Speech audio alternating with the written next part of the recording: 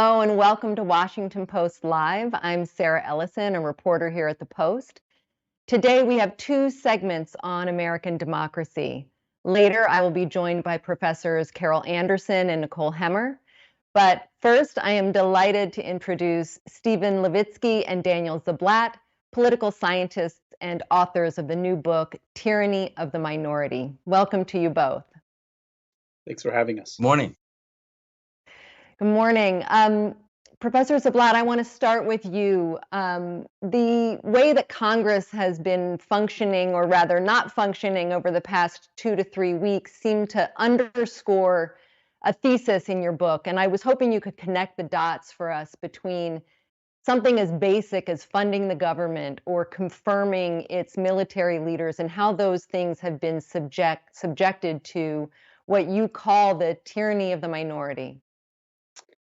Yeah, well, thanks so much. So in our book, we really make the case that increasingly we live in a political system where political minorities can not only thwart the will of the majority, but often govern over majorities. And this takes place across many domains of our political life. The Senate, famously, the electoral college, the filibuster in the Senate. It's a Senate rule which allows a minority to block normal legislation. Now, normally in the House of Representatives, this has not been the case, but we've seen echoes of this with the idea that there's a small faction of Republicans who seem to be blocking everything by controlling the leadership, in effect, of the Republican Party. Now, so part of this is about minority rule, but also part of this is about an extremism within the Republican Party, which is using the existing House rules to essentially allow for this small faction to dominate the party. So I think it's both a story about minorities governing over majorities, but also a story of radical extremism. And Professor Levitsky, in terms of the way the Americans already have a very low level of trust in the government, and an unpopular shutdown would push that even lower, but we see that there are, in the American political system, the consequences aren't there. People are basically immune from electoral consequences. And I'm wondering if you can explain what that does to the quality and responsiveness of government. Well, and there are multiple reasons for that. One, the gerrymandered districts allow an inordinate number of our legislators to not have to worry much about reelection. And to Daniel's point about radicalism, if they worry about primary challenges from their more radical flank. But one of the reasons the decline in public confidence in our system is a serious problem. It's been happening for a while, but it's accelerated in recent years because our system is not allowing majority voices to be heard. In issue after issue after issue, we find clear, stable, consistent majorities in favor of certain policies, certain laws, and Americans find that those are not either they're not being taken up, or they're taken up and they're blocked in the Congress, or in some cases by the Supreme Court, and that is in part because of our excessively counter-majoritarian institution. There's no other democracy in the world where 41 votes in a chamber can consistently and permanently block the will of 59 votes. And there's no other democracy in the world where Supreme Court justices are have truly lifetime tenure, meaning that they can sit on the Supreme Court for 2 generations in some cases after they've been nominated and confirmed. And so it's not a mystery why, for example, people feel like the Supreme Court is out of touch with public opinion. In 2016, the president who was reelected lost the popular vote, and the Senate majority that came to office lost the popular vote. That Senate and that president combined to appoint and approve 3 Supreme Court justices who dramatically shaped the ideological coloring of the court, and is making rulings that are, not surprisingly perhaps, out of touch with majority public opinion.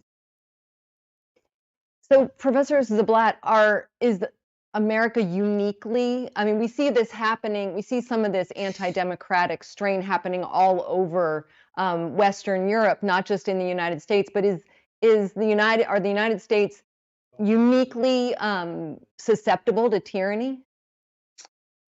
Well, it's uniquely susceptible to this kind of minority rule, certainly. And I mean, let me explain why. You're absolutely right that there are, strong around 20, 30% support for radical right, extremist, sometimes anti-democratic political parties across Western Europe. And so in some sense, we are not unique in that respect. This sort of pattern of views of voters is not so different in the United States from these other countries. The difference is that in the United States, as Steve has just mentioned, we have a whole set of institutions that allow political minorities to exert outsized influence, in the selection of the president and the control of the Senate and the control of the judiciary. So whereas this 20 to 30% faction within most democracies is there and it's a problem and it's a threat, but it's really pushed to the margins of politics and normal politics, kind of democratic politics, can proceed. In the U.S., because of our institutions, again, these outlier institutions that we have, we are in this unusual situation. And I should say the founders themselves were very concerned about this. Alexander Hamilton, writing in the 18th century, as he was thinking about the Constitution, was very aware of these kinds of minority rule institutions, which were very common, in fact, earlier in history. In the Polish Parliament is a case that he was particularly interested in the 18th century. Somebody could block legislation; a single member of Parliament could block legislation, which was he said this is poisonous, and we can't have a system that allows minorities to thwart the public will. And that's actually where we land today, uniquely so. That tees up my next question. Professor Levitsky, these are not new institutions. So what has changed? Is there something about the country or specifically the Republican Party that has shifted?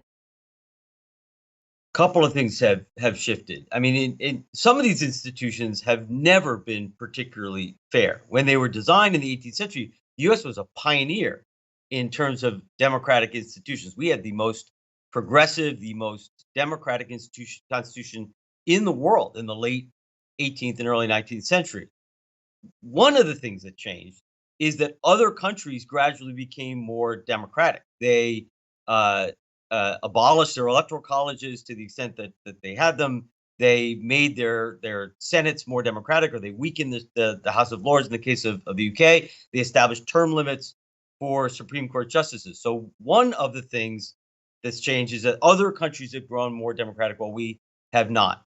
So some of our institutions have always been not very democratic. The Electoral College has never been particularly democratic. The structure of the Senate has never been particularly democratic. The fact that Vermont and Wyoming have as much political representation in the Senate as California and Texas. That's, on the face of it, undemocratic.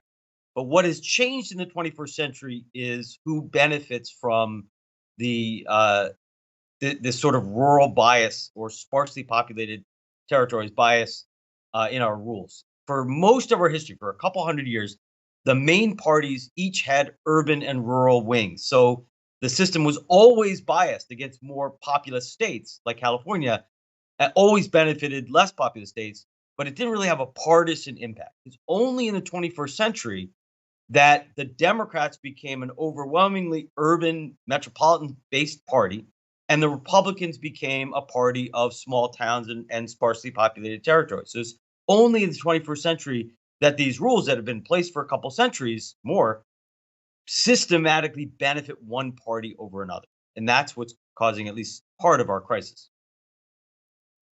And Professor Ziblatt, first of all, why is that happening? I mean, what do you attribute that shift to? And also, if you could start with sort of where do you start to see the radicalization of the Republican Party? Yeah, so this shift of this kind of political shift in the alignments of urban and rural areas is something that's happening across all wealthy, advanced democracies. So across Western Europe as well, you see a very similar pattern where rural areas are more conservative, urban areas tend to be more left-leaning, whether that's social democrats and Greens in Europe or in the United States, Democrats, the Democratic Party. So this is a kind of demographic change And it's not as if we need to change our constitution every time there's a demographic change. Our constitution is something that needs to be, loved and admired and respected, and there's a lot to defend about it. But what is also true is that this system has always been unfair at some level. It's just sometimes benefited Democrats, sometimes benefited Republicans. The current moment is particularly, it brings it into sharp relief, and this is why we think some of these institutions, need to be improved upon because rural area because of this new partisan alignment. And so now it's really clear, and there is a danger that when one party benefits from minority rule institutions, that it has a kind of poisonous impact on that party. We in our book we call this constitutional protectionism. So there's this idea in economic theory, at least, that protectionism, distorts the behavior of firms who don't really have to innovate and don't have to adapt. Very similarly, the Republican Party today is the beneficiary of these institutions, which don't require it at the national level to win majorities in order to win power. And if you don't need to win majorities to win power, that means when you lose, you don't do what political parties are supposed to do. The genius of democracy, the genius of the American system, has often thought to be you lose. What you do is the same thing that the Democrats did in the early 1990s. You regroup, you come up with a new program, you find new leaders. The British Labour Party under Tony Blair did the same thing. So normally this is what parties do. But in the current context, because the Republican Party doesn't need to win majorities to win power, it has doubled down on its base. It has doubled, and it's under incredible pressure from its base. And so rather than seeking out those majorities, which would inherently moderate it, it's simply doubling down on this strategy that fails to win majorities, but still can get you power. And so that's in part what's driving a lot of this radicalization. So what is the relationship between the base and the leadership and the elected officials? Professor Levitsky. Well, the Republican Party, we have a chapter on this in the book. The Republican Party has radicalized quite a bit over the last 50 years. And that radicalization, as Daniel pointed out, is very much reinforced by our institutions. But its origins really come from below. There has been a radicalization of not all of it, part of the Republican Party base, what we might call the MAGA base, which is in essence the white Christian voters who were uncomfortable with the transformations that are occurring in the United States over the last half century. This country is undergoing a slow but very, very important and really dramatic transition to a truly multiracial democracy. We began that process legally with the Civil Rights Revolution and the reforms of 1964 and 1965, but in practice, particularly as we as a society have grown more diverse with immigration over the last 50 years, we are coming closer and closer to becoming really one of the world's first truly multiracial democracies. And that's generated a reaction among at least part of the Republican Party base. There are many Trumpist voters who feel like the country they grew up in is being taken away from them. And that's not just opposition to trade policy or tax policy. That's a sense of existential threat that has radicalized part of the Republican Party base. I think we saw this really first kind of take off with the Tea Party, and that is very much the base that Trump has very successfully mobilized. This is not all Republicans. It may not even be most Republicans, but it is a primary winning bloc within the Republican Party that has gained a tremendous amount of influence to the degree where, as you can see, Republican politicians are afraid of alienating that base. So you two co-authored a book in 2018. The title of that was How Democracies Die. And the book was widely read and very influential. We saw President Biden carrying it around on the campaign trail. Professor Ziblatt, what has happened in the intervening years to inspire this book? And what concerns you most? Well, we wrote that book because we're scholars primarily before we wrote these two books of Europe. I work on Europe, Steve on Latin America, and we'd studied democratic breakdowns around the world throughout the 20th century.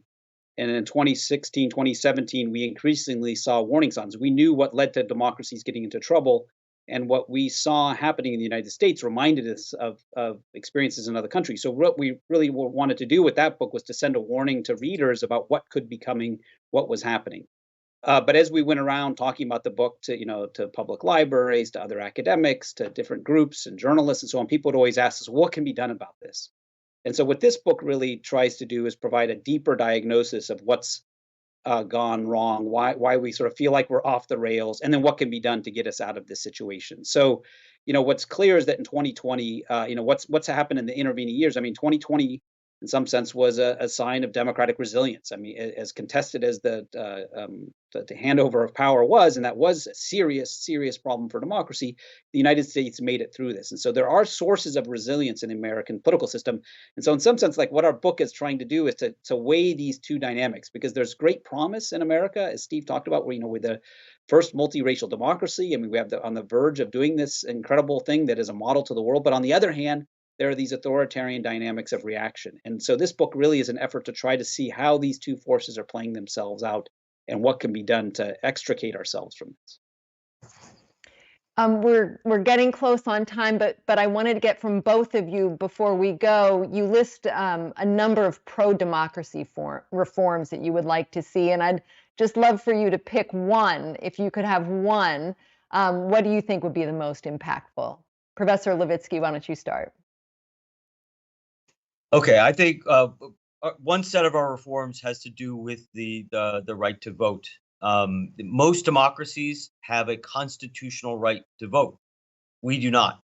Almost every other established democracy in the world, the government works hard to make it easy for people to vote, because voting is central to democracy. It makes sense that in a democracy, governments should make it easier for citizens to vote.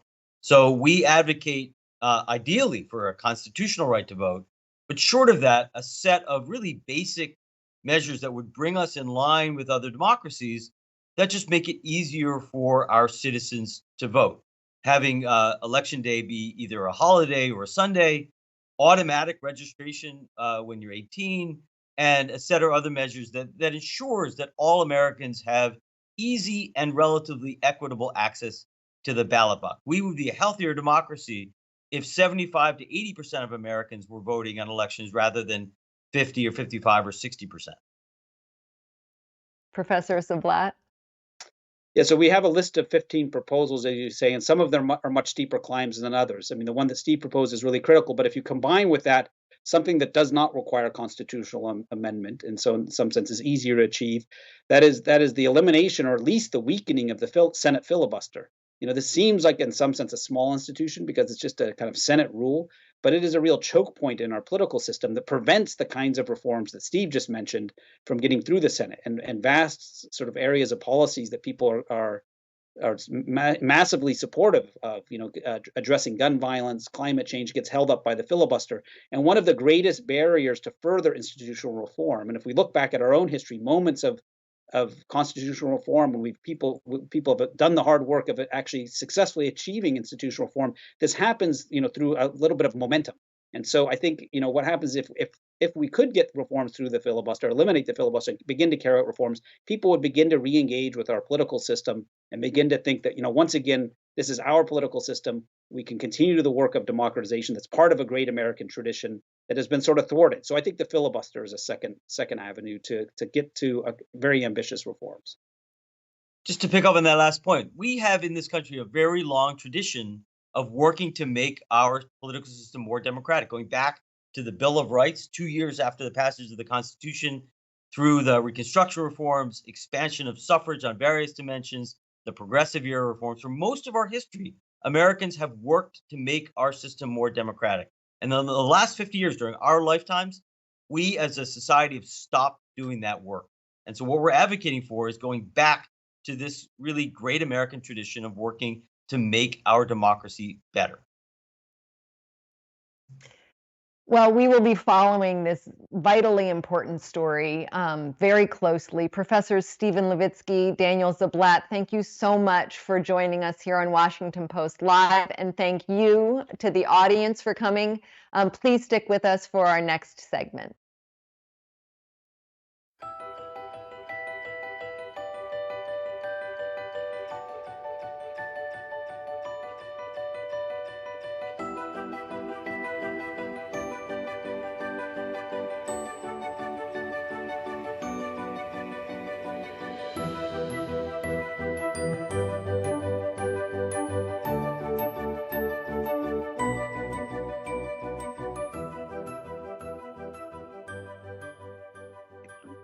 Hi, I'm Kathleen Koch.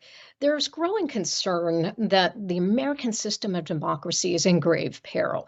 But at the same time, organizations are mounting determined efforts to protect and revitalize it. Well, here to talk with me about that today is Trevor Potter. Trevor is president of Campaign Legal Center. It's a nonprofit fighting for every citizen's right to participate in the democratic process. Trevor, thanks so much for joining me today. Thanks, Kathleen. Good to be with you. Trevor, how would you describe the health of our democracy right now? And as we head into the 2024 elections, what would you say are the biggest threats it faces? There's some real problems right now, but I think it's important to recognize that the American people have a history of working to strengthen and protect our democracy over time. And CLC has been doing that for 20 years or so. We are currently in a period of crisis that is brought on by two things: some really bad Supreme Court decisions in the area of election law, and by the distrust brought on by the challenges to the legitimacy of the 2020 election results. Our goal at CLC is advancing democracy through law. We are lawyers for democracy. And so we're working to address the threats we see today. The first was the Electoral Count Act, the law that told Congress how it should accept and count electoral count votes, which we discovered in January of 2021 had some real problems. And so we've worked with Congress and they have passed reforms to that act to clarify it and ensure that in the next election we don't have confusion about how Congress should deal with electoral count votes. It's really an important improvement. But the other threats we see now are states trying to restrict the freedom to vote, to make it harder to register to vote, making it actually harder to vote or to vote by mail. And those are things that we need to fight.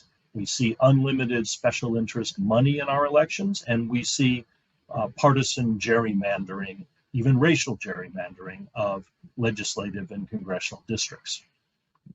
That's quite a list, Trevor. What would you say most needs to be done right now to strengthen our democracy and make sure our elections are secure? And what specifically is Campaign Legal Center doing on that front?